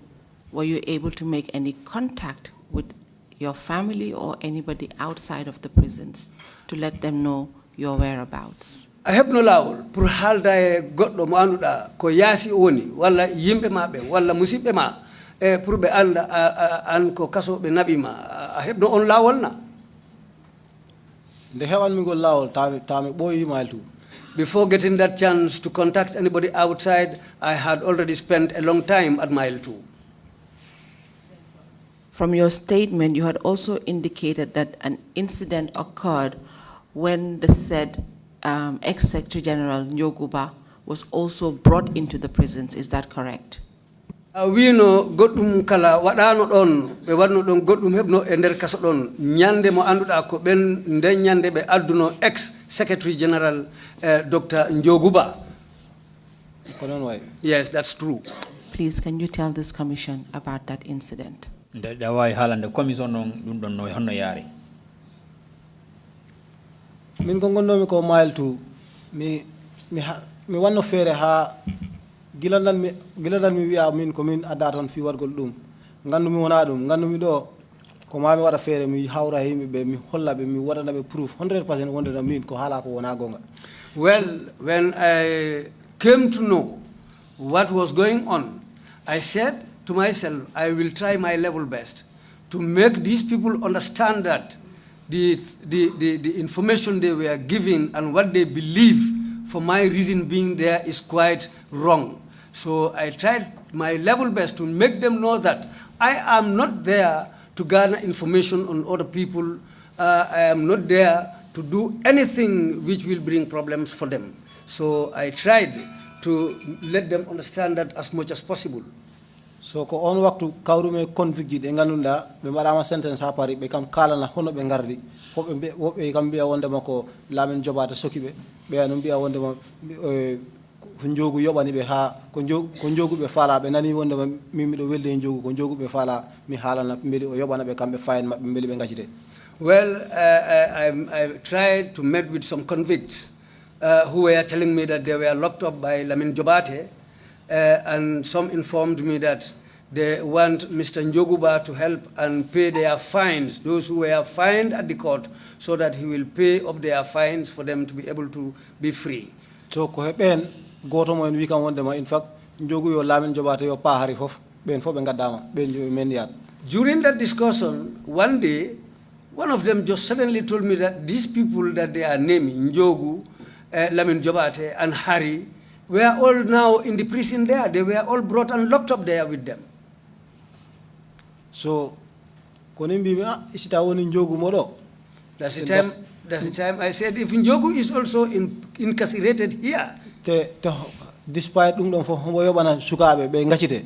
And upon all that, he is able to pay for some people to pay up their fines so that they'll be released. I said, well, if that is the case, then that's good. But personally, myself, what the interest in Njogu at that time. But what was my interest in Mr. Njoguba at that time? It's because Njogu was no Secretary General. Because when I was arrested, Njoguba was the Secretary General at that time. So kala ko wawno tarade within the office, whatever had gone on in that office to the point of my arrest, homo foti andude mum He should be aware of that. te miɗo falno heɓde answer je jungo makko And I wanted those answers from him. kono mi wawa ɗum haalan hay goto on time But I was unable to tell anybody, and I can't tell anybody at that time. ha ari ñalande wotere Up to one day, kanko jogu on taw mo yahanno court when Njogu himself was being taken to the court, hawri kadi former deputy accountant general wiyeteno Aliou Diop and which coincided with the former accountant general called Aliou Job, kanko kadi mo yaha hospital and he was also going to the hospital. so kamɓe ɗiɗo fof ɓe kawri at the waiting shed The two of them met at the waiting shed, ɓe fadi motoji maɓɓe nawoɓe ɓe and they were waiting for their vehicles. so he nder yewtere maɓɓe kamɓe ɗiɗo In their discussion, the two of them, nde wonno Aliou kanko koto maximum security wing to ko minen gondi toon and Aliou was one of us at the maximum security wing, te jogu en kamɓe koto main yard ɓe goni and Jogu was locked up in the main yard. ɓe kawri ɗon ɗum wonno chance kamɓe ɗiɗo ɓe wawa hallude sa When they met at that waiting shed was a chance for them to discuss. Aliou wimo Aliou said to him, bro an noon o suka goɗɗo mboɗo suka o definitely mo haala ko very good things about you te kanko dal kala ɗo tawi yimɓe no toñam ɓe haala affaire ma sa kanko wattama defendi no and mi waɗi understand onema taw hoɗon beldino bete that's the time when Aliou informed Njogu that there is a young man in the prison here in the maximum security wing. This man defends you anytime some people said very bad things about you. This young man stands for you. If they say wrong or bad things about you, he's the person who defends you vehemently. oyi so kono suka o mboɗo family makko yitamo lawyer yiyatamo ɓe naɓatamo hayɗo infirmary hospital infirmary wonɗo o nder mile tuɗo sa And the Aliou continued to inform Joguba that this man is here. He has not been given the chance to his family. He has not been given the chance to see a lawyer. In fact, they don't even take him to the health center or the clinic inside the prison here whenever he has an issue concerning his health. so sita woni bo no haalirta ni wondema you were very close to him an haɗa ɗo joni wat feere anen haɗamo wallirta seeɗa seeɗa And the boy has spoken well of you. He defends you. And if it is true that you were close, I think you should try and do something for this young man.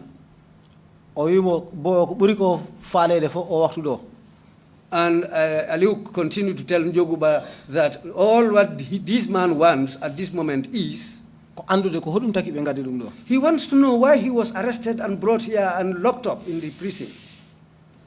so jogu is jabagol Aliou So when Jogu was replying to Aliou, o wimo bilay boy o is a very good boy kamne haali ko kala ko ɓuri moƴƴude o haali ɗum e am then Jogu said, Bilai, this boy is a very, very good boy. And Jogu went on to say very positive things about me.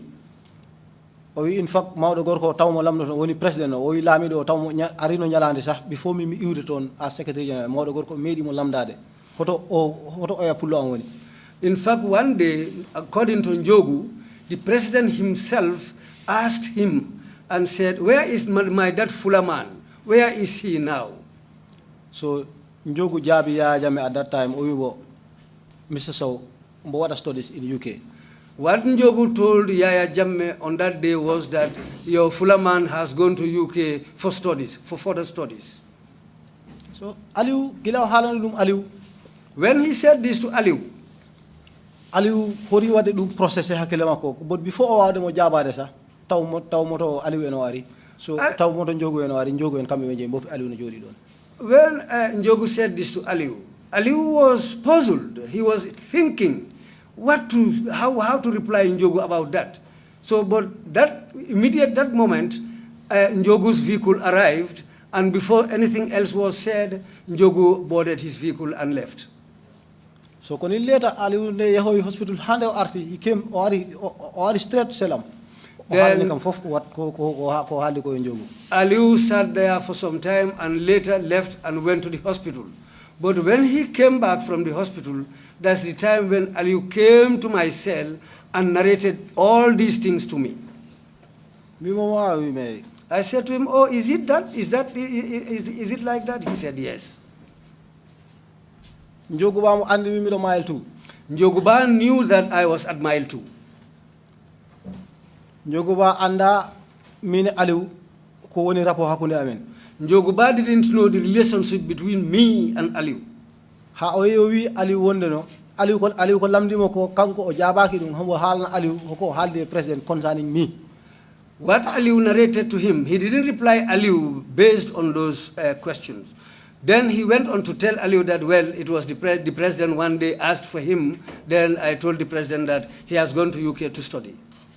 Njogu uri andude wondema me, I was at Mile 2 at that material time. They were no president wondema me the UK. And Njogu knew very well that I was at the Mile 2 prisons. Then why was he telling the president that I was in UK for studies? On waktu don min ko ganduno mi hen. At that time, what I came to know, Njogu ko message ko misal falno okude Aliou o andi si Aliou halni kam mi wadat mi famat goddum. Well, I think it was a message that Njogu was trying to pass to Aliou, so that when Aliou explained this to me, I will come to understand. Sorry, can we take that again? Can you explain that part again? You're trying to say you believe Njogu was trying to send you a message. Da way rewtade dum da fala wiide wondema Njogu ko falno ko haalande Aliou ko dum woni o falno mo jonnude e kibar o falno jonnudemo Aliou. Njogu ba secretary general bo anduno wondema mimi do Mile 2 because family am sa yehi ha galle makko be kala ni mo wondema be gandi be tini wondema mi do wada deten Mile 2 mo andi dum. Njogu ba knew very well that I was at Mile 2. My family even went to Njoguba's home to tell him that we know Mr. Sow is in the at the Mile 2 prisons. And Njogu knows all this. Kono dum fof.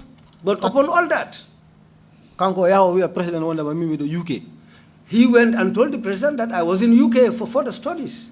Min ko rimi ngandumi dal do dum wodi ko dum firti. Then I decided to think that, well, there must be something in this which I don't understand. Because mimi do Njogu men boy ligorade. Because I have worked a long time with Njogu. Thank you, Mr. Sow. So after this incident, it later happened that you yourself met with Mr. Njoguba. Is that correct? Joni no wa ini gila dum do fo hebi antige horema hawrudun e Mr. Njoguba ndako ko non. Ko non way. Yeah, that was true. That's true.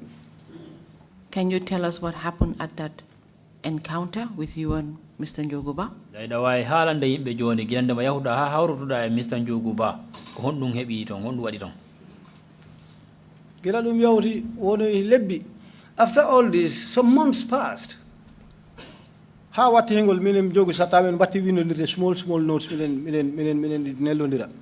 Until it came a time when we were exchanging notes, myself and Njoguba. Taw kanko mo main yard mimi do maximum security. We used to exchange small notes. He was at the main yard of the prison and I was still at the maximum security wing. Ha ari nyalande wotere rek. Up till one day be mbadi dum kam transfer kanybe mo lamin jobate. They transferred him and Modlamin Jobate. Confinement. They were taken from the main yard and brought into the confinement wing. It was broad daylight. So mean what they received Njogu? I received Njogu. Taw mi hebi suka be ngana at least ben tedini kam so ko ben bi be yobe fitana kam selo hawala ba. Because at that time I had good relations with some of the people incarcerated at the maximum wing.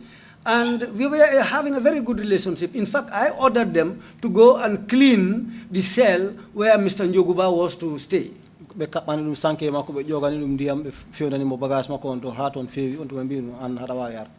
cleaned the room. They tied a mosquito net for him there. They took care of everything in the room and made it at least a little bit presentable. That was the time when I said to him, now you can come, and this is the cell that you are going to stay in. So the same row. I made it I made sure that we will be together on the same row. So that kalako yidi min bay ko kalifa am mi wawan bo walude. So that whatever he needs, as far as he was my boss, my elder, whatever he needs, if I can, I will be able to help him. Mr. Sow, at this time, how many months had you spent at the prison? What dong? Could lebbi jelu hebuda kakasoton? On time ta almost sit and yawtide because dum ko hedde around 2013 2014 na. Well, at that time I had already spent more than a year there because it was either in 2013 or 2014. Thank you. Continue. So Gilan Jogu ari men goni ton balde fof mi do wada watengol ko mi wata dum comfort mi do wada comfort because gonga mi ne do fo mi den tampi kono sa andari position of secretary general minister of presidential affairs on andari hande seldo woni andari protocol officer andari seldo woni minen tampi kono at least I was better off than him. Well, when he came there, we were there for some days. I tried to comfort him. I tried to help and do things for him that will ease things for him. Because if you look at Njogu, somebody who was at the position of Secretary General and with holding a ministerial position, and you come and see the cell where he was put in, and me as a former protocol officer, the cell where I was in, if you look at Njogu's condition, it was really pathetic. So I took it upon myself to stand by him and try to help him. Whatever he needs, if I can, I always help him. So hakunde amen dal mi jabani hay goto wona hakunde don. I didn't allow anything to be between us. Ha ari nyalande Until one day, mbimi dum comme jiddol jewten non mi falama lamdade do ko kaccambo kebdunoda he goddo he Aliou Job specifically. then that day, I told him, well, I wanted to have a short discussion with you about a topic which you once discussed with Aliou. O wi kam okay, so ndewtani mo fof story mo kalan mi ono. He said, okay. Then I narrated everything to him as I just said here. Mbimi so andi ko jinmi ando wi kam. Then I asked him, you know what I want to know? He said, yes. Mbidum since ngandondirden enen dido. I said to him, since we became acquainted, the two of us, Whether an hada wanno honest I am or not, me anda kono me I was honest to you. whether you were honest to me all the time, I didn't know, I cannot say. But I have always been honest to you throughout our relationship. Mbidum kono ha hattoti nyalande ande mi meeda yi nyalande de kalanda kam ko ganduda wona gonga. Up from all the time, up to date, you have never told me something which I will take as something which is not true. I took all what you said to me as the truth. Mbidum so Aliou Job ko kalanda dum ko wondema de president lamdima hoto gon mi hada andi mi do mailtu kono biida dum wondema mi mido UK mi do wada study. So I came to this part and told him, when Aliou Job, you were discussing with Aliou Job, you said to him that one day the president asked you, where is my Fulaman? You know very well that I am at mile 2 here. But you decided to tell the president that your Fulaman is in UK for further studies. Mbidum simi andanoma. I said to him, if had I not known you, Do warano tampina no kam no beta hakune mede do. this would have created a very serious problem between the two of us. Mbidum kono am so simi lamdi mama rek mi hebat hen ko nati hakkilama ko wadi ha mbada dum. But I believe that if I ask you, you will be able to tell me something tangible why you said, why you did that. Mbidum because yawti qiyama si yawti yawmal qiyama gonga o hande ko do haride aduna do. Because Kala mo hala do gonga wonta hal gonga. I said to him, because this day, if you cannot tell me the truth, then it will be up to the next wall, the hereafter, where everything will end. Kontuma wi kam say mbimi non president. He said, okay, now, the reason why I replied the president in that way, because then balde president taw mu metti affaire taw mu lobi den balde taw den balde ala gede ko huli wadde. because the reason I told him that was, in those days, the president was a very wild man. He was angry, seriously angry, and he was capable of doing anything in those days. So I was afraid. This is why I gave him that reply. This is why I told him that you are far from here, you are in UK.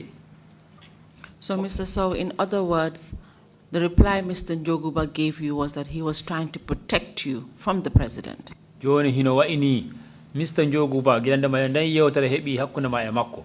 Jabu wel ko jabi ma ko dum woni wi wonda ma kanko sayi o haliri ni num president o e ndongol kongol ko dum harimo falama ko falama dandude ko dum takki o jabori mo non.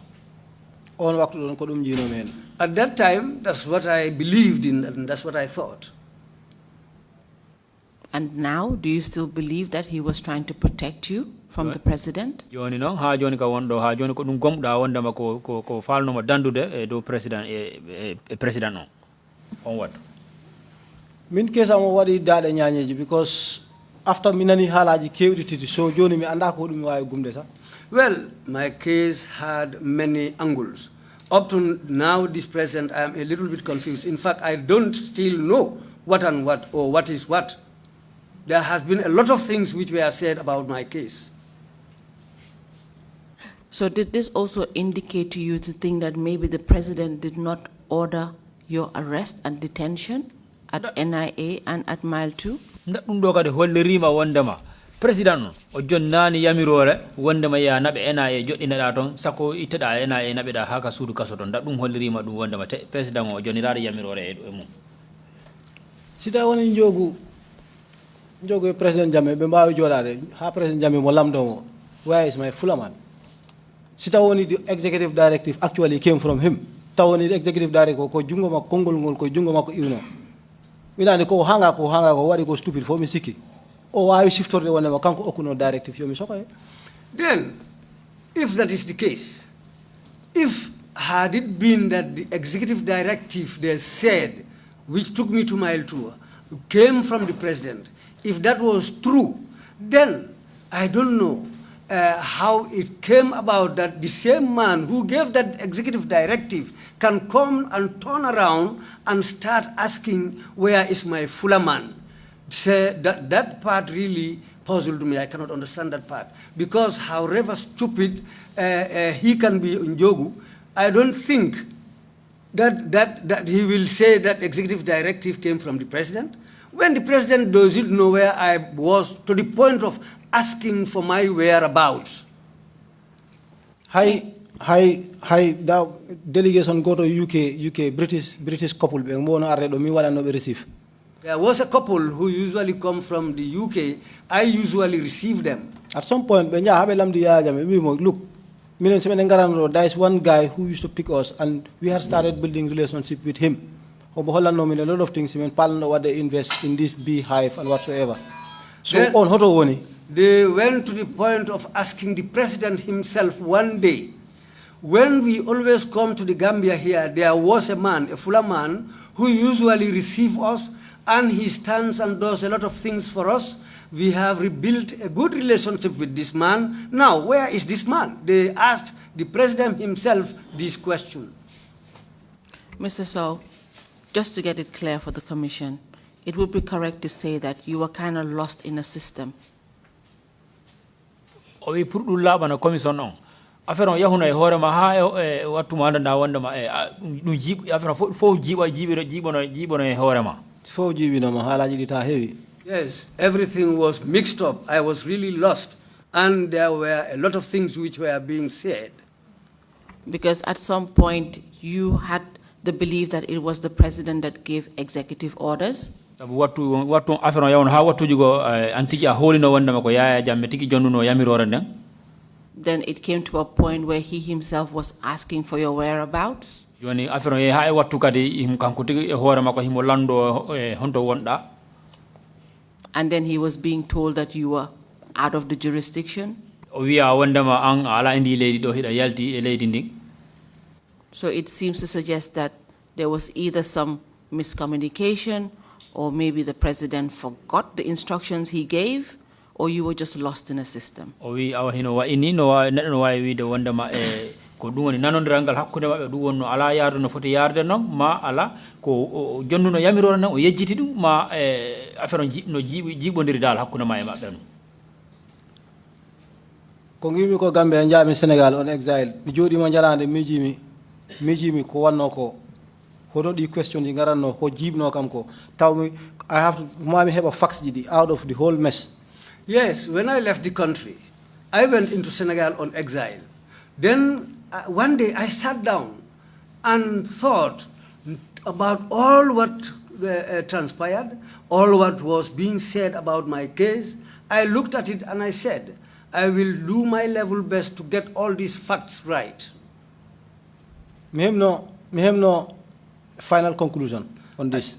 Then I came and later had a final conclusion on this. Go. First of all, Ya jame ko bat erratic. Mbo way wadde do hunde joni the next minute o wima kanko o meda dum wat. Yaya Jammeh is an erratic person. He will give orders for something to be done this minute. In a short while, he will even forget that he ever gave those kind of orders. So o lamdi to man jogu ba hoto Momodu so woni. Then if that is the case, and later on if he should ask, Njoguba, where is Momodu Sow? Then possibility on the on scenario wadi is possible. Then the scenario there is a possibility that he might have forgotten. The other thing is, the second thing is, Njoguba, mo andi mi do mile 2. He knows that I was at mile 2. Kono ko tawi ko ma o wi president wonde ma min mi do UK. He deliberately told the president that I was in UK. Si tawi woni no ko president Jammeh okkirno order o yomi soke.